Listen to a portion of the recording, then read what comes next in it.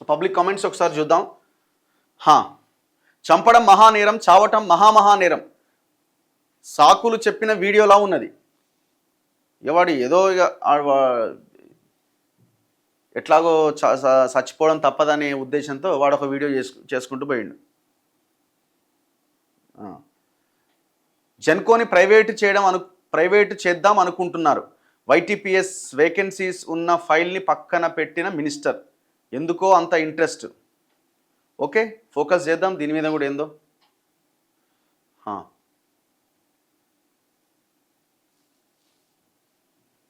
ఇన్ని పెట్టిండే పెద్ద మనిషి. రఘు అన్న, పోలీస్ వాళ్ళ ప్రమేయం ఖచ్చితంగా 100% ఉన్నది. దీనికి రేవంత్ రెడ్డి సమాధానం చెప్పాలి. హోంశాఖ సంకల పెట్టుకొని పరిపాలన చేస్తుంటూ తక్షణమే రాజీనామా చేయాలి రేవంత్ రెడ్డి.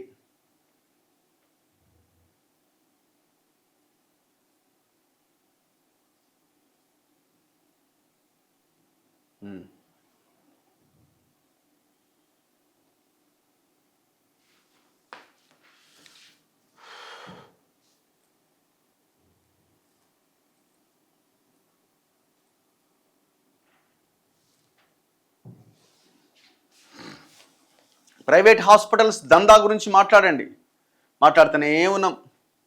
అదే అసలు ముఖ్యమంత్రులే పోయి ప్రైవేట్ హాస్పిటల్స్ ఓపెన్ చేస్తున్న తర్వాత ప్రభుత్వం యొక్క ఇంట్రెస్ట్ ఎట్లా ఉన్నదని మనం అర్థం చేసుకోవచ్చు. నిందితుడి ఆవేదన కూడా అర్థం చేసుకోవాలి, విచారణ జరిపి చర్యలు తీసుకోవాలి. ఇప్పుడు నిందితుడి ఆవేదన అని కనుక మీలాంటి వాళ్ళు అనుకుంటే మరి ఇదే విషయము ముందెందుకు బయటికి రాలే? సో పోలీసులు ఇప్పుడు మరి వాడెందుకు కేసు పెట్టలే? వాళ్ళు పోక్సో కేసు పెట్టింది, మరి వీడెందుకు కంప్లైంట్ చేయలే? నా సర్వం నాకేసిరు, నా మొత్తం పైసలు తీసుకున్నారు, ఇన్ని లక్షలు అన్ని లక్షలు తీసుకున్నారు, వీడెందుకు కేసు పెట్టలే? వీళ్ళ మీద కేసు పెట్టుకుని వాడు కూడా పెట్టాలి కదా, ఎందుకు పెట్టలే? మరి ఇది కూడా పాయింటే కదా, పెట్టుండాలి కదా. ట్రైన్లో దుప్పట్లు ఎత్తుకపోతే సీట్ నెంబర్, వారి కాంటాక్ట్ నెంబర్ ఉంటుంది కదా. మీరు చెప్పింది కూడా కరెక్టే. కానీ మరి ఇప్పుడు ఆయన ఏమంటాడు? నేను ఆన్నే పెట్టినా నాకేం తెలుసా అంటాడు దిగిన తర్వాత. అది ఆయన ఎందుకు అంటే ఫస్ట్ ఒక వార్త చదివినా కదా, ట్రైన్లో 4 ఏళ్ల నుంచి ట్రైన్లలో దాదాపు 104 కోట్ల బెడ్షీట్లు, టవళ్ళు, మెత్తలు ఎత్తుకపోయారట. సో వాడి గురించి. No rain still today in Hyderabad. Not only Hyderabad, దాదాపు 300కు పైన మండలాల్లో సుక్క వానలేదు, ఆగమాగ ఉన్నది పరిస్థితి. ఎంత దారుణంగా ఉందంటే కేవలం 35% వర్షపాతం మాత్రమే నమోదైంది. మొత్తం లోటు వర్షపాతమే కనబడుతున్నది. చాలా దారుణంగా ఉన్నది. పోలీసు వాళ్ళు మంచి పని చేసి ఉంటే రాజకీయ నాయకులు ఆటలు సాగవు. పోలీసులని మీరు స్వచ్ఛందంగా ఇండిపెండెంట్గా మీరు పనిచేయండి అని చెప్తే అద్భుతంగా పనిచేస్తారు. కానీ ఎంతసేపు వీళ్ళ ఇన్ఫ్లుయెన్స్ అయినా అసలు ఈ పోలీసు అపాయింట్ కావాలంటే లోకల్ ఎమ్మెల్యే ఎవరు చెప్తే వాళ్ళకే, లోకల్ ఎమ్మెల్యేకి సలాం కొట్టిన తర్వాత పని స్టార్ట్ చేయాలి. రఘు అన్న, మీరు సీఎం గారి బినామీ అంటారు, నిజమేనా? నిజమే. తెలియదా మీకు? దాచిపెట్టిన మొత్తం ఎక్కడికక్కడ. రండి మీకు కూడా ఇస్తా.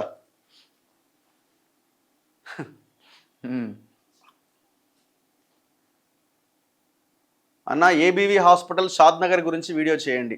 ఓకే, టుడే కాలేజ్ బంద్ హైదరాబాద్ అట. దేనికి బంద్? ఏం చేస్తున్నారు?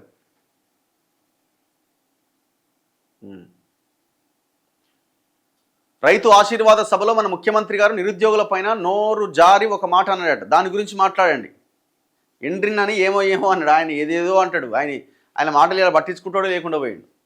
నీకు బూతులు తప్ప ఏం రావే అనే కాడికి వచ్చిన పరిస్థితి. నీకు బూతులు తప్ప తిట్టుడు తప్ప ఇంకేం రాదనే కాడికి వచ్చిన పరిస్థితి.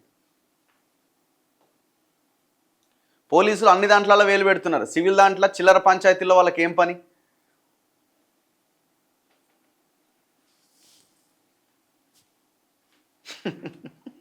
పెట్టనీయండి పాపం. ఏదో ఆయన ఎవరో చెప్పుంటారు, ఆయన కామెంట్ పెట్టిండు. తెలుసుకొని రాదు, తప్పేముంది. రఘు గారు, లోయర్ మానేర్ డ్యాంలో ఇసుక విచ్చలవిడిగా తీస్తున్నారట. ఓకే అన్న, ఎమ్మెల్యే వివేక్ మా గ్రామానికి రోడ్డు వేస్తలేడట. ఎల్బీపేట్ విలేజ్, మంచిర్యాల జిల్లా, భీమార్ మండల్. ఓకే, మరి మీ గ్రామంలో ఉన్న పెద్దలంతా కలిసి పోకపోయినారు ఒకసారి? Good morning Raghu garu, please do video about Faheem Qureshi అట. బొచ్చడి వీడియోలు చేసినాం ఆయన మీద. ఇప్పుడు ముఖ్యమంత్రికి అట్లాంటి వాళ్ళే కావాలి, రియల్ ఎస్టేట్ బ్రోకర్లు.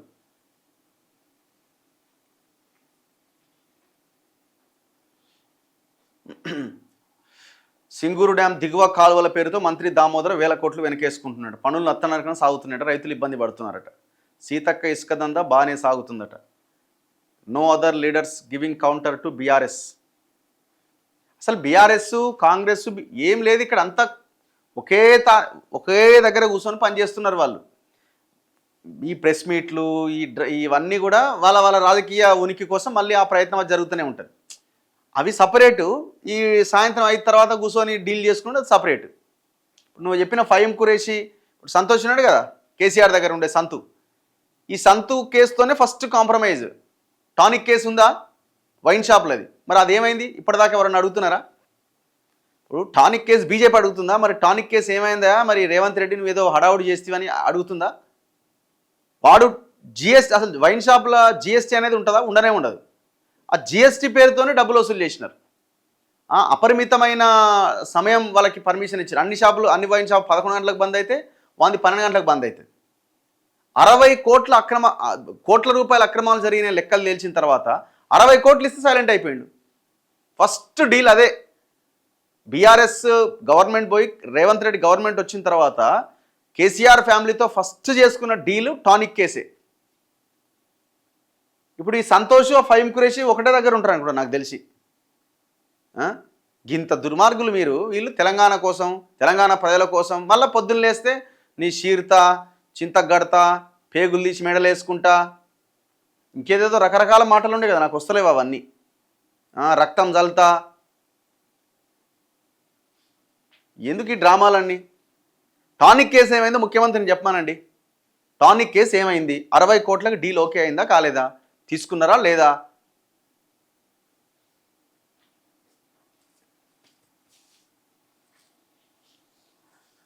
అసలు మీ ఈటల బీఆర్ఎస్ వాళ్ళకి సపోర్ట్ చేస్తున్నాడా? బీజేపీలో ఉంటాడా పోతాడా? కాళేశ్వరం మంచి ప్రాజెక్ట్ అంటుండు. ఇప్పుడు ఆయన ఎల్లంపల్లి ప్రాజెక్టు కూడా మంచిదే అన్నాడు. శ్రీరామ్ సాగర్ కూడా కాంగ్రెస్ హయాంలో కట్టిందే అన్నాడు. మరి అవన్నీ ఎటుపోయినాయి? ఆయన బీఆర్ఎస్ని లేపిండు, కాంగ్రెస్ని లేపిండు. బీఆర్ఎస్ కాళేశ్వరం అన్నదాన్ని హైలైట్ చేసిరు. అసలు నేనేమంటా అంటే అసలు ఆయన కూడా అందులోకి ఎందుకు పోయిండు? నువ్వు మాట్లాడాల్సింది నువ్వు మాట్లాడకుండా ఇళ్ళకి పోయి అనవసరంగా ఆగమవుడు తప్ప. గాంధీ స్టాచ్యూ ఇష్యూ ఏమైంది? ఇంకా ఉన్నది ఏముందో మరి చూడాలి.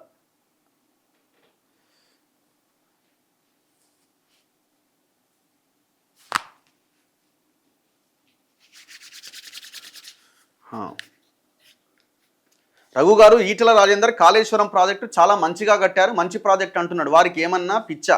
ఆయన మంచిది ఇంకోటి అనలేదు. ఆయన ఏమన్నాడంటే 1,00,000 కోట్ల అవినీతి జరిగింది అంటున్నారు. 1,00,000 కోట్లు ఎక్కడిది అన్నది ఆయన పాయింట్. ప్రాజెక్టు అప్పు తెచ్చింది 70-80 వేల కోట్లు అప్పు తెచ్చి ఇంకొంత బడ్జెట్ నుంచి తీసుకొచ్చినారు. సో ఓవరాల్గా 1,20,000 1,30 కోట్లు ఎంతో ఉన్నది లెక్క. మరి దాంట్లో 1,00,000 కోట్ల అవినీతి ఎక్కడ జరిగింది? కొన్ని పనులు కనిపిస్తున్నాయి కదా అని అంటాడు. ఇప్పుడు జనరల్గా ఎట్లుంటుంది, ఏదైనా ఒక ప్రాజెక్ట్కి సంబంధించింది ఉన్నప్పుడు పర్టికులర్ ఒక ఫిగర్ ఇంతే తిన్నారు, ఇంతే జరిగింది అన్నారు కదా, అది మొత్తం ఎవరికి ఉపయోగపడని ప్రాజెక్ట్ కింద తయారైనప్పుడు ఇంత తిన్నరా అని అంటారు. అట్లా అది 1,00,000 కోట్లు అని పోయింది. ఎంత లేదన్నా దగ్గర వాళ్ళు 20-30 కోట్ల పైన మింగిరు అనేది వాస్తవం. దాంట్లో ఏం డౌట్ లేదు. లేకపోతే ఇన్ని వందల వేల కోట్ల ఆస్తులు ఎట్లొస్తాయి? మెగా కృష్ణారెడ్డి బీజేపీకి 500 కోట్ల ఎలక్టోరల్ బాండ్స్ ఇచ్చిండు. కాంగ్రెస్కి ఇచ్చిండు 100-150 కోట్లు. బీఆర్ఎస్కి ఇచ్చిండు. బీఆర్ఎస్ అకౌంట్లో 1,600 కోట్లు క్యాష్ ఉన్నది. ఎక్కడి నుంచి వచ్చినాయి ఈ పైసలన్నీ? ఇదే మెగా కృష్ణారెడ్డి దేశమంతా పంచిపెట్టిండు. అపోజిషన్లో ఆనాడున్న బీజేపీ కాంగ్రెస్ వాళ్ళకి ఇచ్చిండు, డిఎంకేకి ఇచ్చిండు, వైసీపీకి ఇచ్చిండు, టీడీపీకి ఇచ్చిండు. ఎక్కడి నుంచి వచ్చినాయి ఈ పైసలని? 2014 ముందు ఆయన పరిస్థితి ఏంది? జిహెచ్ఎంసీలో ఒక చిన్న కాంట్రాక్ట్ కోసం అడిగేటోడు. ఎట్లా ఎదిగిండు? దీని ద్వారానే ఎదిగిండు. ఇప్పుడు ఆ 20-30 వేల కోట్లు ఏమన్నా చిన్న అమౌంటా? 1,00,000 కోట్లు తినలేదు, 1,00,000 కోట్లు అంటున్నారంటే మీరు తిన్నదెంతో చెప్పురు. మరి ఈ తమాషాలు ఎందుకు? తిన్నదెంతో చెప్పండి. మరి తిన్నది నిజమా కాదా చెప్పండి. ఒక్కసారి 256 పేజీల కాగ్ రిపోర్ట్ చదవండి. దిమ్మ తిరిగి మైండ్ బ్లాక్ అయిపోతుంది. 256 పేజీల కాగ్ రిపోర్ట్లో చాలా అద్భుతంగా ఎక్స్ప్లెయిన్ చేసింది ఎట్లా అవినీతి జరిగింది అన్నది. మల్లన్న సాగర్ కట్టకముందే కొండపోచమ్మ సాగర్ కట్టిండు, గుర్తుందా అందరికీ? మరి ఫామ్ హౌస్లకు నీళ్ళు ఎట్లా రావాలి, కొండపోచమ్మ సాగర్ నీళ్ళు ఎట్లా రావాలంటే 100 కోట్లు పెట్టి ఒక అప్రోచ్ కాలువ తవ్విండు లోపల నుంచి. మరి ఇది ఎట్లా, ఇది అప్రోచ్ కాలువ ఒకవేళ మల్లన్న సాగర్ కడితే ఆ నీళ్ళతో ఇది మునిగిపోతుంది కదా అంటే అలానే మునిగిపోయింది. అది 100 కోట్లు ఏమైందంటే నీళ్ళలో కలిసిపోయింది. అంటే కొన్ని నెలల వ్యవధిలో నిర్మాణం పూర్తయ్యేదాకా కూడా వెయిట్ చేయలేదంటే ఎంత దుర్మార్గమో ఆలోచించండి. అంటే 100 కోట్లు అంటే ఉత్తదే కదా, కట్టేది ఏముంది, 100 కోట్లే కదా. అది ఉన్నది కాగ్ రిపోర్ట్లో క్లియర్గా. ఎంతసేపు ఇది 1,00,000 కోట్లు కాదు, 1,00,000 కోట్లు అంటున్నారు. మరి ఎంత తిన్నారో చెప్పండి.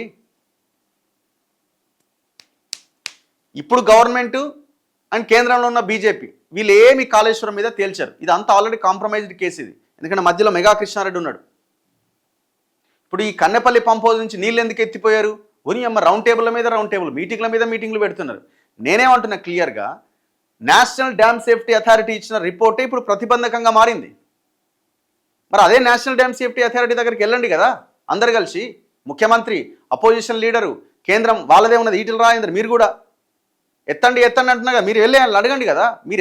మీరు ఆ రిపోర్ట్ ఇవ్వడం వల్ల మీరు ఆ నీళ్ళు ఎత్తిపోయలేకపోతున్నాము, ఏమన్నా అవకాశం ఉందా, అవకాశం ఉంటే చెప్పండి అని అడగండి. ఆడికి ఎందుకు పోతలేరు? ఆయన press meet, Eno press meet, ఇంకో ఆయన రౌండ్ టేబుల్, ఎవరికి ఇష్టం వచ్చినట్టు వాళ్ళు మాట్లాడుతున్నారు. అంత పొలిటికల్ లైన్లోనే తిరుగుతున్నది. సమస్య పరిష్కారం కోసం ప్రయత్నం చేస్తున్నారా?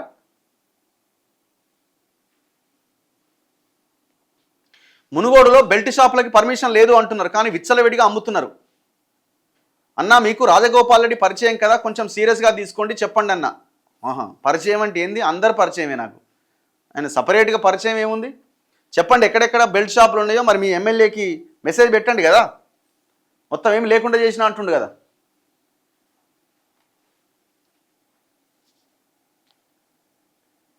పోలీస్ నోటిఫికేషన్ గురించి ఏమైందన్నా, పేరుకే ప్రెస్ నోట్ ఇచ్చారు, నోటిఫికేషన్ గురించి జాడలేదు. 40,000 ఉద్యోగాలు ఇస్తాను సంవత్సరం కింద చెప్పిండు ఆయన, నోటిఫికేషన్లు ఇస్తాను. పచ్చి మోసం చేసి నిరుద్యోగులని.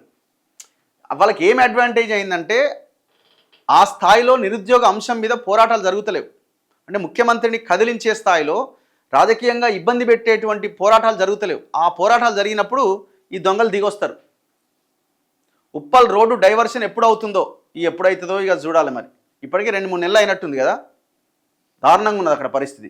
Uppal, not only Uppal road, Uppal Ghatkesar అవతల వరకు అసలు మొత్తం అండర్ కన్స్ట్రక్షన్లోనే ఉన్నది. అంత పెద్ద హైవే, అది ఎప్పుడు కావాలనో ఏందో. అసలు రేవంత్ అన్న రోజుకు 18 గంటలు ఎవరి కోసం పనిచేస్తుండు? 18 గంటలు అంటే మన నిద్ర ఎప్పుడు పోతుండు? 18 + 6 24 గంటలు రోజుకి. ఆయనకి సపరేట్ 30 గంటలు ఏం లేదు కదా. మరి నిద్ర ఎప్పుడు పోతుండు? 8 గంటలు అంటే 6 గంటలే నిద్రపోతుండా? మరి పొద్దుగాలు లేవగానే కాలకృత్యాలు ఎప్పుడు తీర్చుకుంటుండు, స్నానం ఎప్పుడు చేస్తున్నాడు, బట్టలు ఎప్పుడు వేసుకుంటుండు, ఇవంతా మరి సమయం అయితేనే ఉంటుంది కదా. 18 గంటలు మొత్తం ఆయనే పనిచేస్తుండా?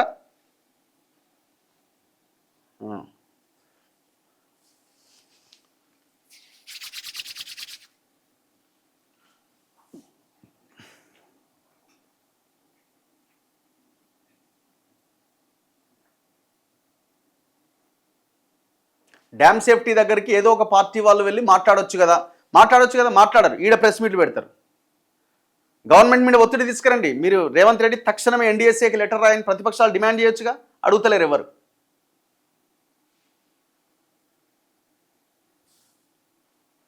ఆరు హత్యల నిందితుడు చనిపోయాడా, చంపేశారా?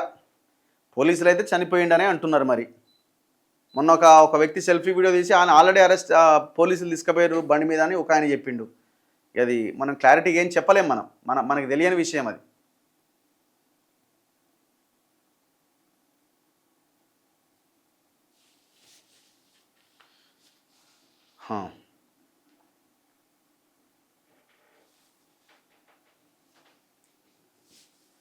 కాళేశ్వరం ప్రాజెక్టులో అవినీతి జరిగిందనేది ప్రజలందరూ నమ్ముతున్నారు, కానీ ఇప్పుడు ఆ ప్రాజెక్టు ఉపయోగిస్తే కూలిపోతుందని మాత్రం ఎవరూ నమ్మట్లేదు.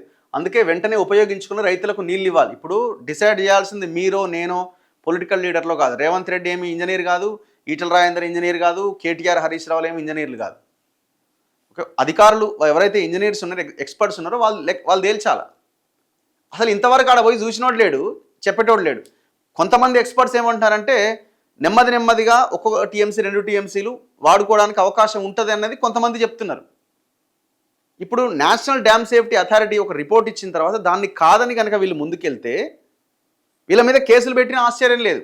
లాస్ట్ టైము అక్కడ ఒక గ్రౌటింగ్ చేసినారు. వీళ్ళు టెస్టింగ్ చేస్తున్న సమయంలో ఇక్కడున్న అధికారులు గ్రౌటింగ్ చేస్తే వాళ్ళు వచ్చి వీళ్ళ మీద చాలా సీరియస్ అయ్యారు. నేషనల్ డ్యామ్ సేఫ్టీ అథారిటీ వాళ్ళు ఎవరు ఏమన్నారు, మిమ్మల్ని ఎందుకు చేసిరని. ఇప్పుడు ఇంత జరుగుతుంది కదా, మరి నేషనల్ డ్యామ్ సేఫ్టీ అథారిటీ దగ్గరికి వెళ్ళి ఎందుకు అడగట్లేదు? మీ లెటర్ వల్ల అక్కడ ఆగిపోయింది, ఏమైనా అవకాశం ఉందా అని ఎందుకు అడగట్లే? సింగూరు ప్రాజెక్టు కాలువల గురించి మాట్లాడండి.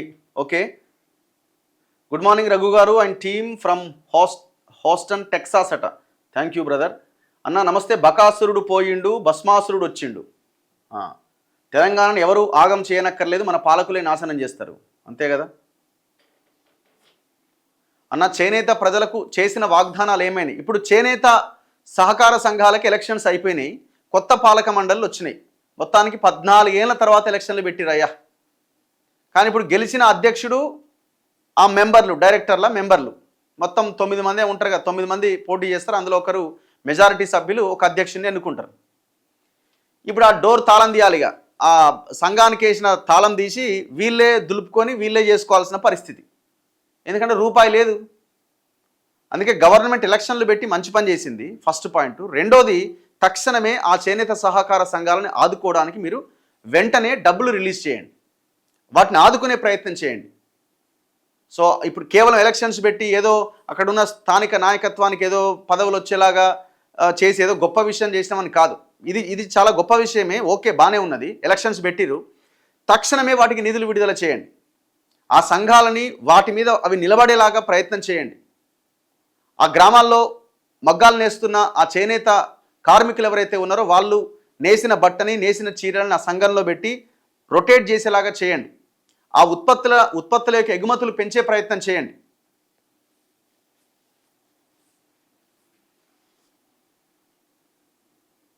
సింగరేణి సమస్యల మీద దృష్టి పెట్టండి. నాకు కూడా ఉన్నది అసలు యాక్చువల్గా సింగరేణి ప్రాంతం అంతా ఒకసారి తిరగాలి అని. ఖచ్చితంగా త్వరలోనే దాని మీద మేము ఫోకస్ చేయాలనుకుంటున్నాం. అన్న ఏది ఏమైనా రేవంత్ రెడ్డి పాలన చూసి ఎంతో కొంత కేసీఆర్ నయం అంటున్నారు. ఇది బయట ప్రజలు మాట్లాడుకుంటున్నది. నేను అదే అంటున్నా, ఈయన కంటే ఆయన బెటర్, ఆయన కంటే ఈయన బెటర్ అనేది ఏమీ లేదు, దొందే. మనం అది కనుక అనుకుంటే మళ్ళీ ఇంకో బొందల పడ్డట్టే. ఓకే, సో ఎప్పుడు కూడా ఈయన కంటే ఆయన బెటర్, ఆయన కంటే ఈయన బెటర్ అనే కంపారిజన్ అనేది రాంగ్. మనం అనుకోవాల్సింది, మనం అనుకున్న లక్ష్యం దిశగా మనం ముందుకెళ్తున్నామా లేదా, గది మనకు కావాల్సింది.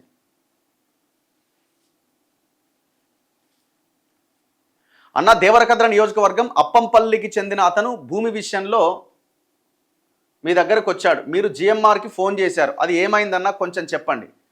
మళ్ళీ తర్వాత మా దగ్గరికి ఎవరు రాలేదు. మన వాళ్ళు ఎవరో వచ్చి ఉంటారు, మనం ఫోన్ చేసి బాబు ఇది సమస్య కొంచెం చూడండి అని చెప్పుంటాం. అట్లా చాలామంది వస్తుంటారు, పోతుంటారు. మనం ప్రతిదీ ఫాలోఅప్ చేయలేం కదా బ్రదర్. మాకు రైతు రుణమాఫీ కాలేదట, 8,500 కాలేదా? ఎవడాయుడు రాజగోపాల్ రెడ్డి మౌత్ పీసు అది ఇదని మాట్లాడుతున్నాడు. మరి రాజగోపాల్ రెడ్డి తప్పు చేసినప్పుడు అన్నప్పుడు ఎక్కడ పోయింది? అప్పుడు ఎందుకో మాట్లాడలే? నువ్వు రాజగోపాల్ రెడ్డిని కార్నర్ చేస్తున్నావు అని అప్పుడే అంటారు.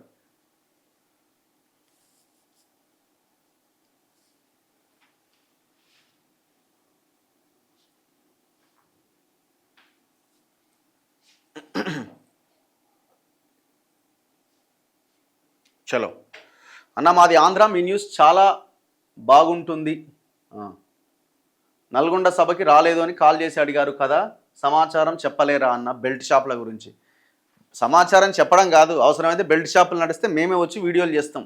చెప్పుడేంది, వాళ్ళకి ఫోన్ చేసి చెప్పుడేంది?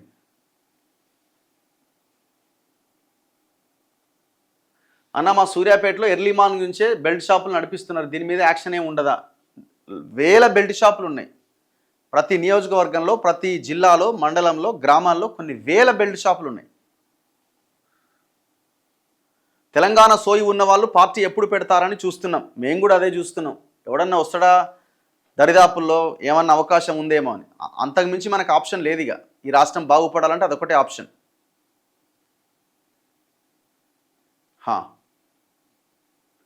మనము ఓటుకు నోటు తీసుకున్న రోజే రాజకీయ నాయకులను మరియు ప్రభుత్వాన్ని ప్రశ్నించే హక్కును కోల్పోయాం. ఇది అర్థం చేసుకోవాల్సింది మనమే.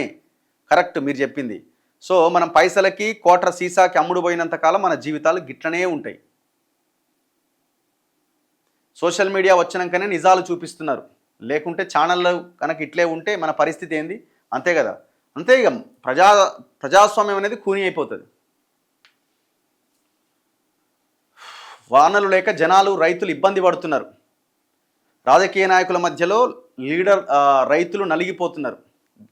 కరెక్టే ఇది. ఎందుకంటే చాలా ఇంతకంటే భయంకరమైన సిచ్యువేషన్ ఏం లేదు. ముఖ్యమంత్రి ఫస్ట్ ఆ మెట్రోలు గిట్రోలు అని అవతల నూకి రైతుల సమస్యల మీద రివ్యూలు చేయాలా, యుద్ధ ప్రాతిపదికన చేయాలి. జిల్లాకు ఒక రోజు మీరు రివ్యూ చేయాలి ఏం జరుగుతున్నదని.